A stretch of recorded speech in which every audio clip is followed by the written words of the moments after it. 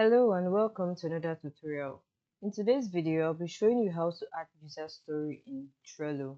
So the first thing you want to do as always is to head over to your Google Chrome browser or whichever browser you're using and log in into Trello. Alright, so user stories are brief and easy to understand description of a feature written from the user's perspective. They help the team focus on what the user needs and why the feature matters.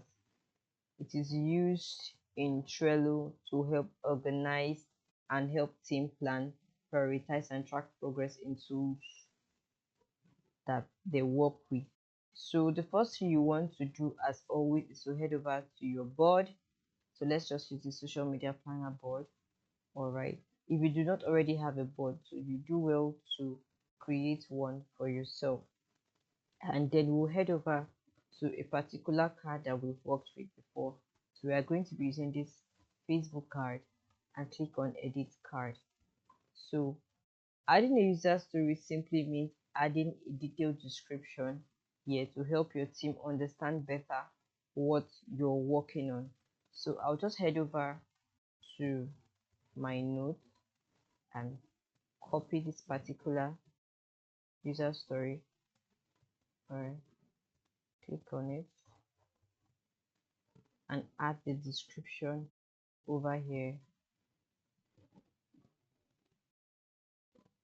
and there I have created my user story and I would save this.